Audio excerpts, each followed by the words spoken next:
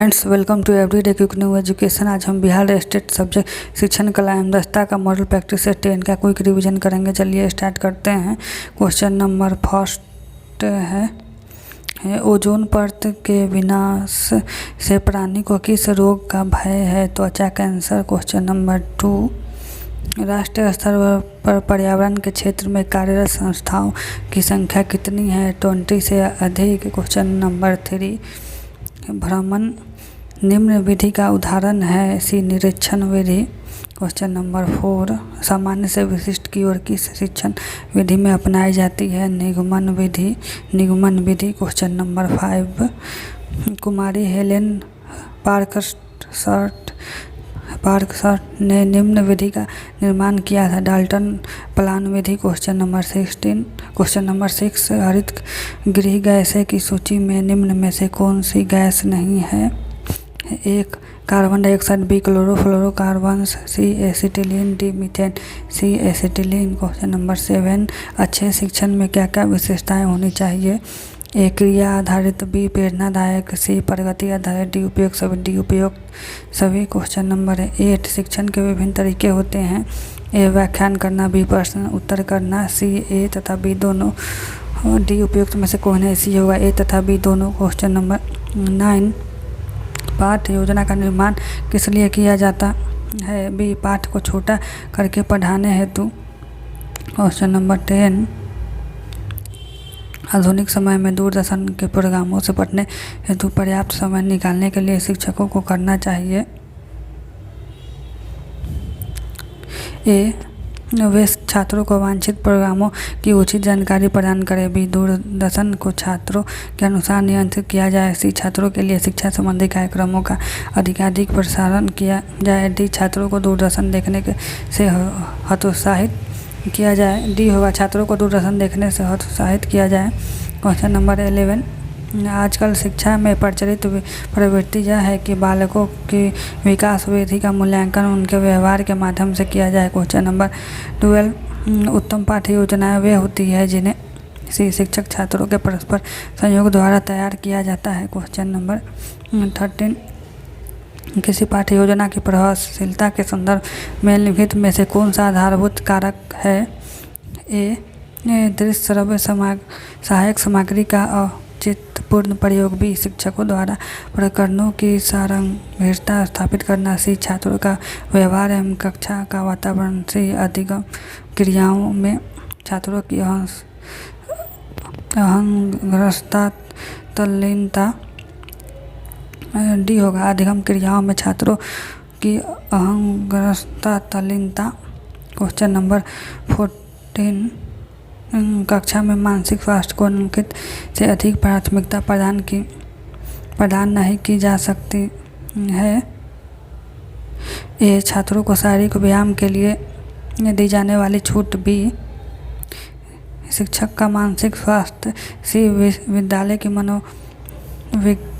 की मनोविज्ञानशाला द्वारा किया जाने वाला कार्य, डी कक्षा की स्वच्छता, बी होगा कक्षा का मानसिक स्वास्थ्य। क्वेश्चन नंबर 15, आधुनिक कक्षा में छात्रों के प्रत्याशा की जाती है कि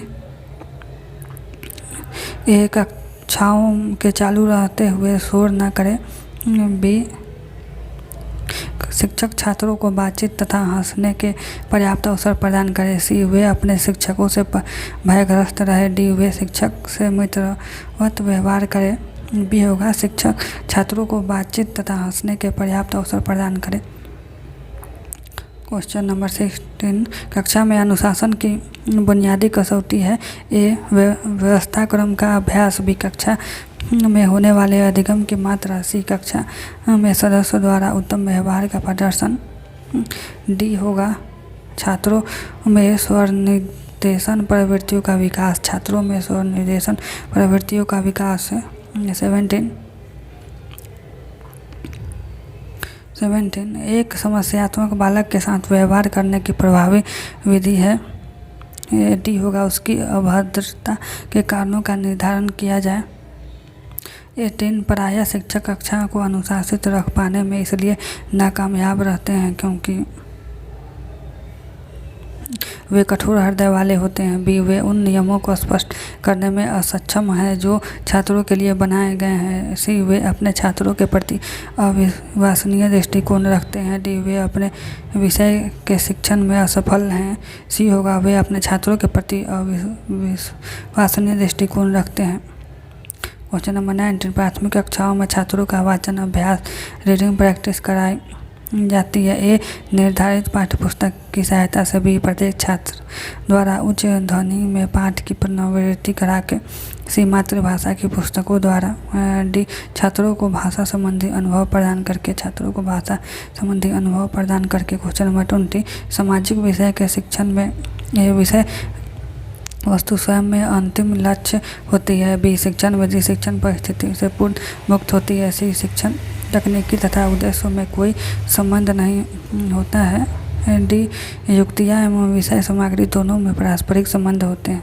डी होगा, युक्तियाँ एवं विषय सामग्री दोनों में पारस्परिक संबंध होते हैं। क्वेश्चन नंबर 21, एक शिक्षण यूनिट के मूल्यांकन का प्राथमिक उद्देश्य होता है। बी होगा, विभिन्न शिक्षण उद्देश्यों की संप्राप्ति की स्थिति से अवगत होना। क्वेश्चन नंबर 22, यदि एक शिक्षक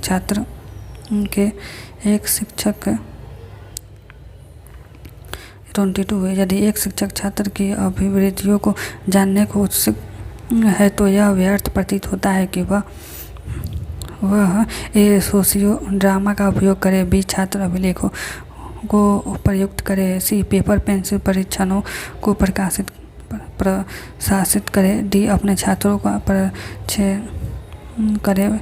सी होगा, पेपर पेंसिल परीक्षणों को प्रशासित करे। क्वेश्चन नंबर 23, बाल व्यवहार के संदर्भ में लिखित में से कौन सा कथन असत्य है? प्रत्येक व्यवहार का एक कारण होता है। बी, व्यवहार सदैव लक्ष्योन्मुखी होता है। सी, व्यवहार बालक की आवश्यकता की पूर्ति में सहायक है। डी, व्यवहार उसमें निहित कारणों का सूचक है। डी होगा, व्यवहार उसमें निहित कारणों का सूचक होता है। क्वेश्चन नंबर 24, वह अंतिम अवस्था बताइए जो बालक को प्रेरित व्यवहार को दिशा निर्देश प्रदान करती है। ए, एक उद्देश्य। बी, एक प्रलोभन। सी, एक पर प्रेरक। डी, एक लक्ष्य। डी होगा, एक लक्ष्य। क्वेश्चन नंबर 25, बालकों को स्नेह एवं प्रेम संबंधी आवश्यकताओं को प्रारंभिक पद के अंतर्गत समूहीकृत किया जाता है। ए, स्वीकृति। बी, संवेगात्मक सुरक्षा। सी, लोकप्रियता। डी, मान्यता।